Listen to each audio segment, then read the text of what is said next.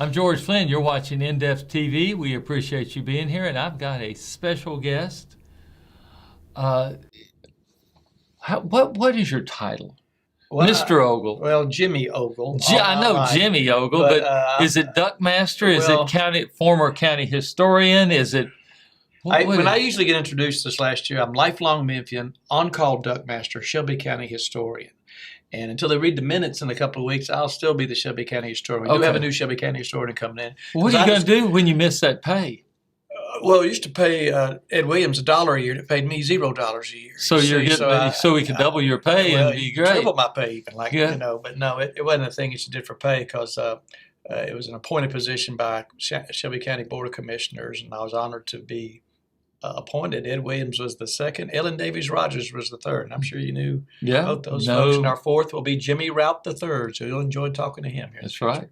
And as you can tell, Jimmy and I go way back. We're close friends, and you're going to eavesdrop on a conversation where we're talking about Memphis and history and Shelby County.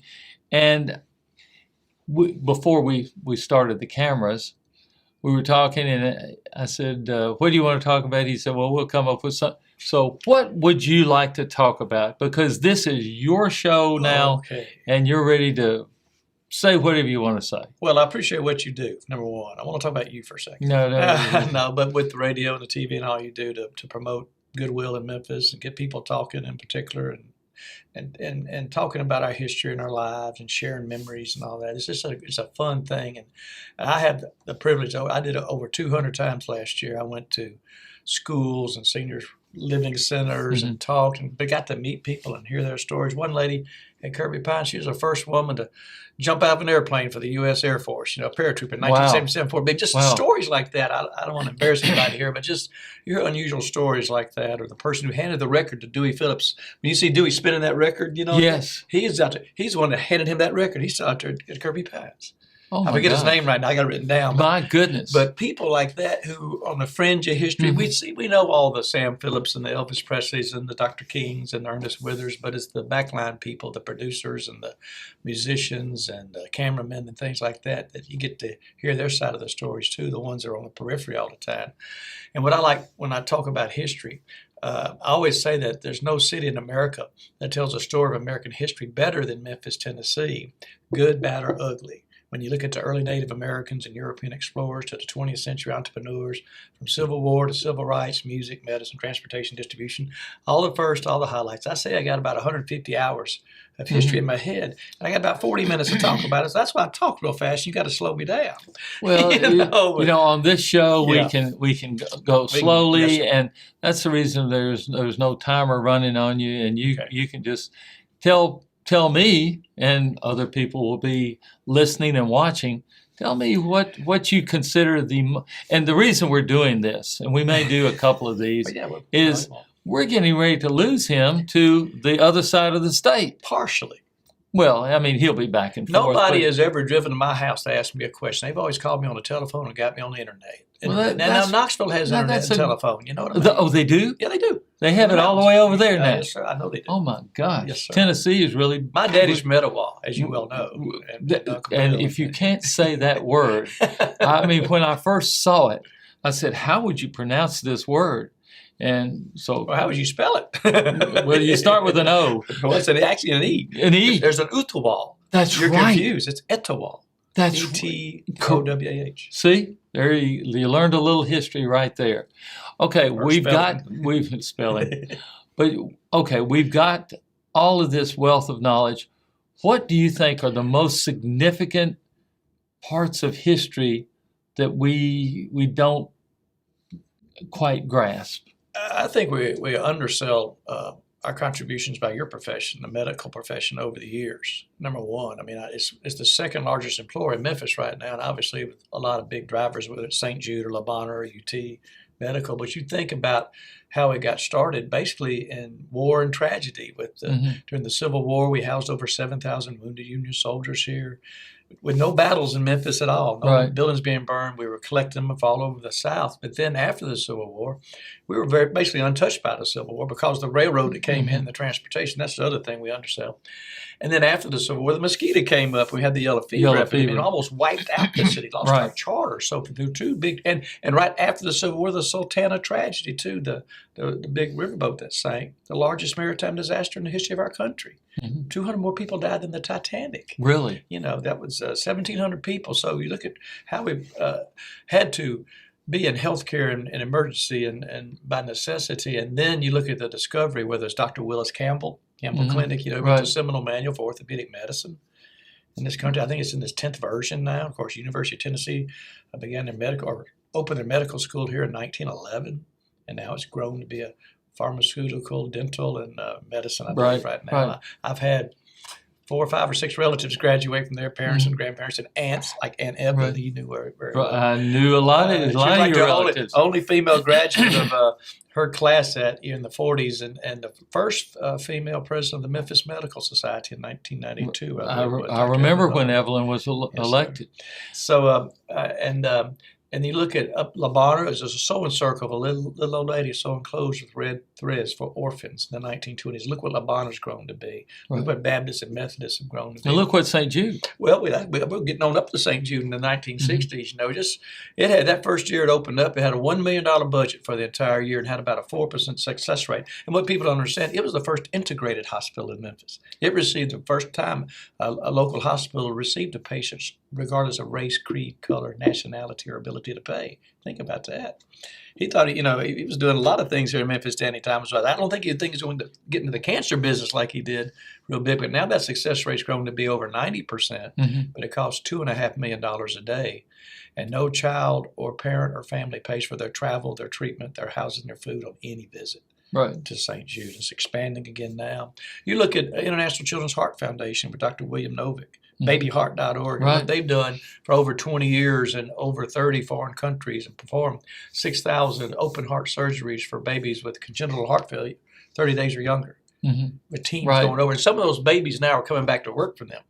That's a really cool story there. Isn't that amazing? Shea Ear Clinic, Dr. John Shea, and Southern College of Optometry. So hospitals, healthcare, and medicine are our number 2 employer in Memphis. And I think that's kind of undersung. It's a huge economic impact here. Okay. We're going to get into something that is very contentious, probably. Memphis and Nashville, the rivalry. Where did it start? What has happened? Why is Nashville growing so rapidly now and Memphis not? And this goes back to history. And you're the history. I don't think it goes back to history. I think it was growing in modern times. Nashville didn't pass this 100 years ago, 150 years ago. I mean, it's passed this in the last 20 years. But why was there all the animosity early on? You remember the thing about the license plate where we were the number 1 county and Nashville didn't. Well, that was done by county, not by city. And of course, we were probably as a city twice as big as Nashville was. Nashville consolidated their governments 50 years ago. That was one thing. I believe that happened. And another thing that happened, too, is Memphis is kind of split between 3 states when you think about it. We're right in the corner here between Arkansas, Mississippi, and Tennessee.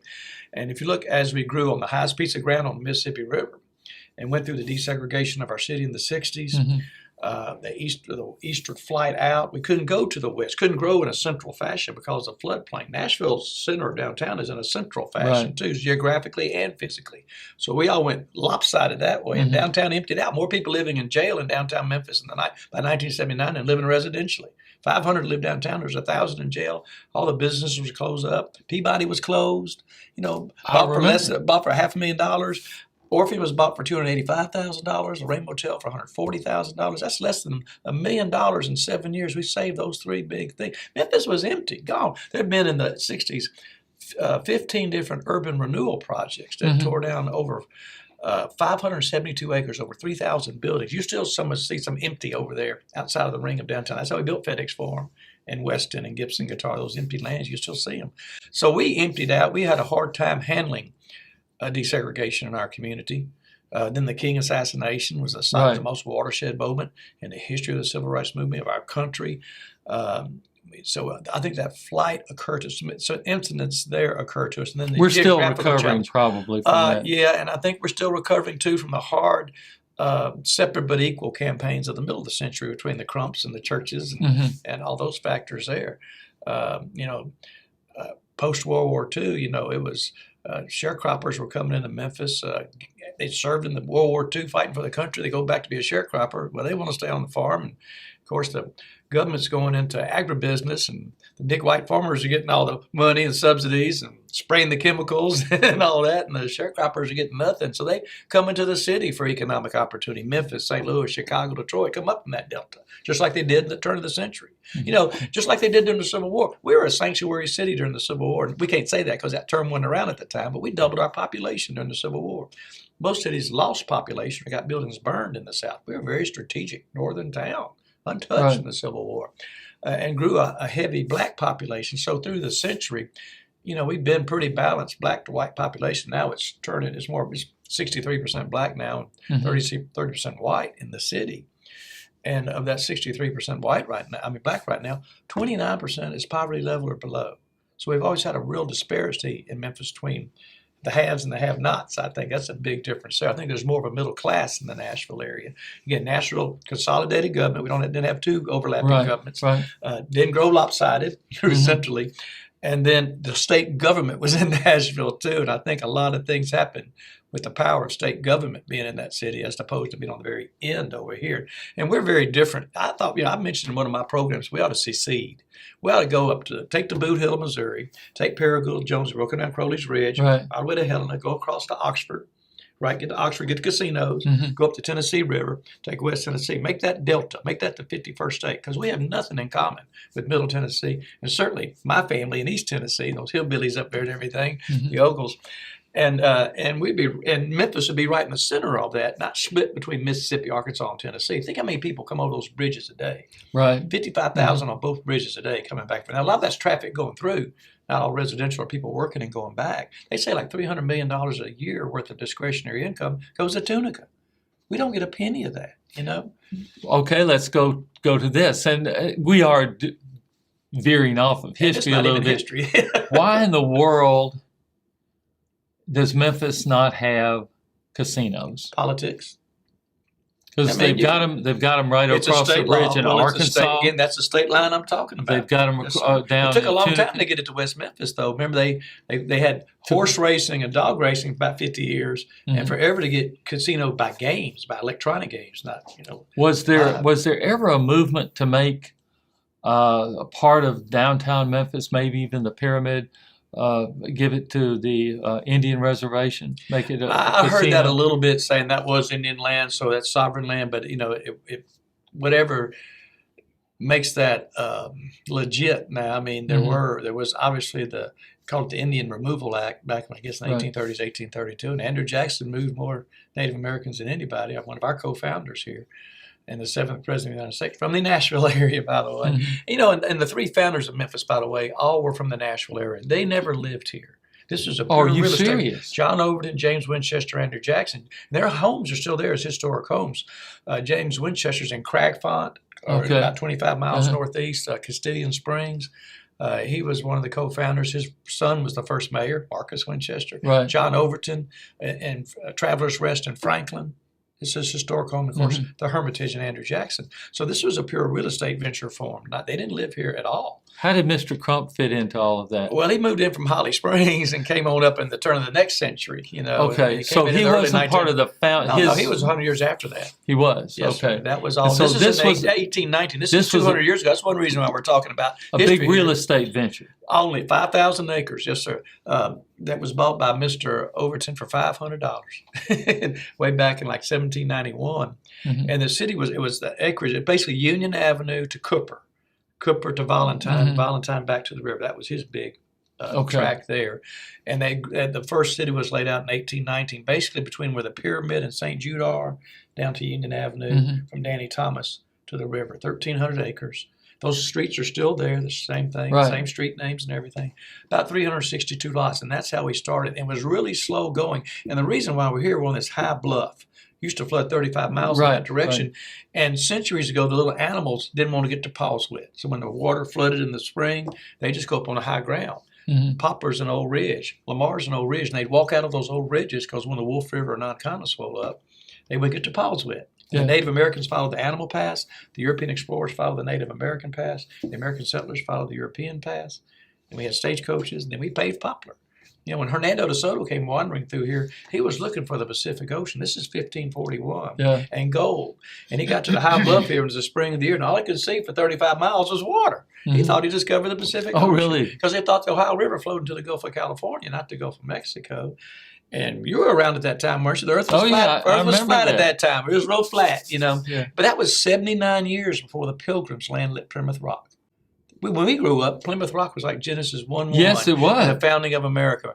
We're the first river engagement between Europeans and Native Americans in the history of our country. Way out here, 79 years before the Pilgrims landed at Plymouth Rock. So we're number 6 on the National Register of Historic Places for listings in our country, behind Washington, Philadelphia, Boston, Baltimore, and New Orleans. We have over 11,000 properties listed, 31 neighborhoods on the National Register, some great tall buildings in downtown Memphis, you know. And that you know, you just hit a nerve. That's what we need to know about so that we can have a sense of pride in ourselves Yes. rather than looking on ourselves like, oh, we're second to Nashville, we're second to this, we're second to that. I never thought we're second. I thought we're different. A lot of people are now beginning to believe that because they say, have you driven to Nashville? They see all this construction. And none of that's good, and they know it. I mean, Right. there's a lot of good, clean glass buildings down there, but they got some problems: parking people, moving people, traffic problems. You know, But I mean, we have a point of pride, historical pride, Right. of where this nation was founded and a lot of things. And you bring that's the key thing you bring. And my other thing, I mentioned medicine is one of the undersung things, but transportation, distribution, logistics. I-40 and I-55. Well, we're the number, we say river, railways, roadways, runways. We're Right. the number 2 inland port on the Mississippi River. That's what got us here. We were founded on the river on this high bluff, the 4th Chickasaw Bluff on the eastern bank of the Mississippi River in West Tennessee. So we say we're the number 2 inland port on the Mississippi River. We're one of 3 cities to have all 5 Class 1 freight rail operators in it. Right. And you love that railroad track, don't you? I'll tell you I about that in do. a minute. I do. We're I-40 and I-55 cross in West Memphis. That's the 3rd largest center of trucking activity in America. And well, let's take a little one other diversion. We're the only place where I-40 is not complete across the United and now States. it is, though. It is. It's rerouted. Yeah, we Yeah. had 3.5 miles, and yes, sir. March 2nd, 1971, Citizens to Preserve Overland Park versus Volpe, Secretary of Transportation. Right. The United States Supreme Court, for the first time in the history of our country, decided for the citizens, for the environment, against the government. That's the landmark case that's studied for that. Correct. And it was little old ladies in tennis shoes, they say, a couple of men in Midtown. Didn't want the expressway not only going through Overland Park, but Midtown too. And of course, they tore up a bunch of it. They filled it back in, and finally they've got those. A lot of lands back, houses and were sold. Yes, sir. And they rerouted it on around. It's technically now that's 3,000 miles from Wilmington, North Carolina, to Barstow, California. Correct. That's a very landmark decision there. And then our 4th element there, I mentioned runways. Of course, we had a young man to get a C- on a term paper at That's Yale. right. You know Fred Smith, and now. He employs 32,000 people in Memphis and 400,000 worldwide. So that's transportation, distribution, logistics. We're the number 1 cargo airport in America for the last 35 years. And that was just that railroad track. I think that's one of the top 5 events in the history of our city was that railroad track that nobody likes in East Memphis. It came from Charleston all the way to Memphis in 1857 at a time when most railroads are about 100 miles long. Not a big national network. Right. This was 800 miles long. And comparatively, it's like going to the moon at the time. Because you're riding a horse and buggy, 10 miles an hour, trails and all this, swamps. And now you're getting on a train going 50, 60 miles an hour, getting in a Right. couple of days. It was a game changer. It came right to where we laid those cobblestones. We have a big steamboat wharf here. That's 1857. We brought water from the Atlantic Ocean and sprayed it to the Mississippi River, took water from the Mississippi River and sprayed it to the Atlantic Ocean. It's called Wedding of the Waters, the greatest day of human jubilee in the history of the lower Mississippi River Valley. We're pouring a bucket of water into a big Mississippi River. Go figure. But that's what saved us from getting destroyed by the Civil War, because a Union strategy number one was get control of the western rivers. You control the ports, you control the troop and supply movement. So we're under martial law for the last few years. There's Right. one naval battle here. 5,000 citizens watched on the Was banks of it Memphis because they're shooting at each other on the river, not on the land. It only lasted 90 minutes because had a it's such picnic. yeah, really. It's like watching a fireworks show in an NFL football game. And it only lasted 90 minutes, but it ended up being the largest inland naval battle in the history of the world. I've told you three of the biggest things yet. I know. And we hadn't got out past the Civil War, But that train that everybody hates in the middle of East Memphis because it makes them late to getting their hair fixed or something like that, or getting the Goldsmiths Old Court Mile. Well, not Goldsmiths anymore, but we're going way back now. I know, but we're in its way. It's not in our way. It was here first. We built up alongside it. Fairgrounds, Bunton. I remember Bunton Station. Yeah, we used to get on the train to go to it. There was a passenger on the thing. South side of the tracks, and the restaurants over there, Mr. Correct. Wiggins Restaurant, Right. Carter Seat Store. We used to wait and go to Grandma's house that way on the overnight train to Huntsville, Corinth, on the way up, and pick up Grandma and Aunt Hazel when they came in. So that's a big factor right there. And then now the 8 at the property out in Fayette County, all the trucks and all that's going out there. So there's less traffic. Trains less and less. It's probably 80% less of what it was, before they built that transfer station out there in Fayette County, and not down by the Coliseum. You see, and all the trucks coming in. So that's going to help the situation in East Memphis. There was only two underpasses under it all those years in Orange Mountain, Boston, and Josephine. When they built the hospital, St. Francis, they took it over Ridgeway. Remember, it was grade level at Ridgeway because of the ambulances. That's what got an underpass there. Right. Otherwise, that's why everybody hates it, because it's blocking them all the time getting across, but not as much anymore. So transportation, distribution, logistics, healthcare, medicine's number two, I think, and of course music, which is not undersung technically, because we have the culture and the music that changed the world. One of the couple of things I got for you here is Kevin Kane wrote a book. Our friend Kevin Kane used to be my paper boy on Highland Avenue in 1973, and he was the best paper boy. Where'd you grow up on Highland? On Highland, right there by First Assembly. God, I didn't grow up there. I was married. That's my 1973. So I grew up in the Walnut Grove, Goodlet area, basically.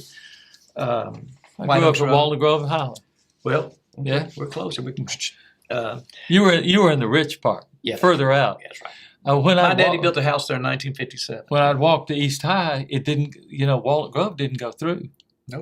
In fact, you had that Century question. and Reese, it didn't go through. Right, and High Point Terrace didn't come until the 1940s. Correct. Really. Galloway Golf Course like 1926. But on the radio station the night, when one of your friends were talking about when they had to go out to Cordova and they couldn't go, Walnut Grove wasn't cut in. It was cut in 1965.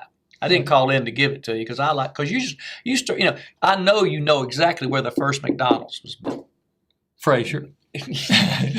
See, you're bad, and I know you keep them folks stirred up doing that stuff all the time. So I'm not gonna call in and slam them down, but it's very interesting to see how Walnut Grove was cut in and jutted around the Belts house. I know. And then every time I take that curve around, I tell Jack Bells, I said, I just. And when he was talking about how Raleigh LaGrange became Walnut Grove, and you look at all our roads are animal paths. You look at Highway 64, the old Stagecoach Road from 1829, Highway 70 connected San Diego to New York City in 1927 for the first time, a paved sign highway across this country. The Broadway of America is the Bristol Highway in America. I love talking about streets and manhole covers and things like that. Yeah, we were going to talk quickly about. Tell me about that manhole cover. I made a challenge with the Center City Commission 11 years ago. I could have more people on a walking tour than they had on one of their programs. I'm just talking smack, because they wouldn't want me to do walking tours for some reason. They want to concentrate on their music programs. And lo and behold, I came up with a great Union Avenue manhole cover and history tour. And the commercial people publicized it. They publicized it. And I had 114 people on the tour and 2 TV stations. 91 people on the tour and 2 TV stations. My first November the 6th, 1934 street tour had 114 people on. And November the 6th, you know that number. I'm sure you've had this on the radio before. But TVA. That's when we voted to join TVA Power in 1934. But they've taken the number. In 1934? Why? I don't know. I'm going to MLG&W tomorrow for some reason. I got one of those original signs. Yeah. But it is the only street in America named after a month, a day, and a year. Yes. It's because when we voted to join TVA Power, that's an unusual reason. It's not like we landed on the moon or won the Super Bowl or anything big like that. But it was important then. It sure we should was. not TVA. lose that history. Well, we're going to try to get that sign. Where do you put get back those up. manhole covers? Those- Even I can get them on the internet. You can get them on the internet? Yes, sir. I did it one time for the tour. Uh-huh. And this bow tie I bought from Bernard Lansky the day before. So I did my first tour with this bow tie with baseballs on it, from the clothier to the king, Yeah. and then the vest. And that was the look. And this key right here came from the Downtown Memphis Commission this past October. This was forged at the Metal Museum. It says downtown on it. So Okay. the key to downtown, Yeah. not the key to the city. So I wear that with pride. You just spoke of the Metal Museum. We haven't talked. I love Gotta the come Metal back. Museum. Well, in fact, Norma Lauren, who the next night I wore this, I was proud. I spoke at a lady's birthday party out at Ridgeway Country Club. They wanted to come speak for all the 100 out of town guests. And I was bragging about this. It turned out it was her daddy who got the property, who founded, Mr. Wolf founded Mhm. the National Ornamental Metal Museum. Guess where the next closest metal museum is?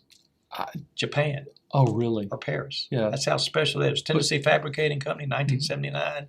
Those old Marine Hospital grounds, you Right. know. Are they going to do something with that Marine Hospital? Yeah, Lauren Cruz is developing. He's got finally got everything in place. I saw his mother last night at one of my talks, and she told me Lauren's got the funding in place and going to convert it into condos. Okay. It's a beautiful residential or It's setting up there with the tall beautiful trees. place. It's cool, yeah. And French Fort's kind of isolated there, the neighborhood. Let me say, this is Kevin's book right here, real Okay, quick, yeah. about the bicentennial. This is our bicentennial this year. We're 200 years old, Memphis and Shelby County. Of course, Memphis is honoring it as the foreign country. Right. But that's a good thing to talk about. It's 200 years of heart and soul is what Kevin wrote about, with a little help from Samantha Crespo, too. And you'll enjoy that as a pictorial book. You'll enjoy looking Really through pretty. there. Yeah. And then I've had this last year, we did the MLK 50 last year, when the 50th anniversary of the assassination of Dr. King, that we commemorated, not celebrated. Obviously, it's a Right. very solemn moment and a very tough time for our city, and still is. But what we've done in that area between South Main, Beale, East, and Lamar has identified a Memphis Heritage Trail area. Okay. Housing and Community Development has done this. Paul Young, Felicia Barnes, a lot of folks got together over a couple of years, and this whole area of heritage of Robert Church and Ida B. Wells and the funeral homes. This is my talk this week at the Pink Palace. It's about that lost black history of century of history, black history in Memphis. And we usually talk about black history or African American history or Negro or colored. We have 4 different terms to describe 150 years there. But it seems like we stop at Civil War and slavery and pick back up at the sanitation strike and don't talk about what happened in between for 100 years, whether it's the preachers, the teachers, the lawyers, the insurance men. We talk about basketball and music really good, don't we, which we love, but the contributions of the A. Maceo Walkers and Joseph Walkers and Hollis Prices and Blair T. Hunts and W. Herbert Brewster and Jimmy Lunsford and Lucy Campbell and Ernest Withers, the Hooks brothers, all the church family. We don't talk about it. Now, this helps doing that right there. And then I had some friends. You're going to love this map. You've heard of a guy named Elvis, haven't you? I heard of it. Well, they were from New York City. They used to come to Memphis all the time. They really loved coming to Memphis. And they decided to make a map about a Memphis map for Elvis fans. Okay. And there's 150 sites Oh, my right here, gosh. like where he went to have a milkshake or something like that. You were popped into half these sites right here. I'm giving you this. Right. I love it. Feel the quality of that thing right there. Oh, it is. This is a Memphis map for Elvis fans, and it's the all-encompassing map. Very good. Where can you get our- one of these Lansky Brothers or Sun Lansky, Studio or okay. down at Graceland? But Hal, you know your friend Hal Lansky's got one of these I right know there on him the very counter. well. There you go, right there. That's from me to you. And see, I helped do them. That's my name's right there. I see it. I But see I it. helped do that. But history in Memphis from all sorts, whether it's manhole covers or music or medicine, it's just so interesting to talk about. I learn something new every day. I'm not a know-it-all. He knows everything there is to know about. No, I learn something new You every day. I do. hate it when people say that because I'm all ears, just like you are. Mhm. You know that we were together a couple of weeks ago, you and I were. Sometimes we see each other at Jason's Deli. And that night I'd stopped by the University of Memphis Holiday Inn there. I forgot to print something out. I was going somewhere, so I stopped there real quick to run into the little computer station, print something out. And there was Carla Thomas sitting there on the Really? couch watching the TV. You know, Rufus's daughter Carla, who had a great singing career, and so we've known each other for a long Well, time. gee whiz. Gee whiz, and B-A-B-Y baby, Mhm. you know. That's my favorite. But we talked for a while, and we talked about GK, George Klein. I said, we heard he's not doing good. And that night, well, I had to go to Jason's Deli to get my manager special, you know, and get Right. on out of there. Right. And Fruit Cup, and you were sitting over there with Jason D. Williams, you know, Right. your friend there. It's like we came over and talked like we always do. And you and I kind of talked. A person like George Klein was on our mind. Right. And sure enough, a few minutes later, you came to me and you just heard he He's just passed away, right? And you're the one that told me that. And I've been thinking about him for a long time. George Klein was so good to me. When I was at the Memphis Rock and Soul Museum, he would tell me stories and verify things and all the musical things I got involved in from that.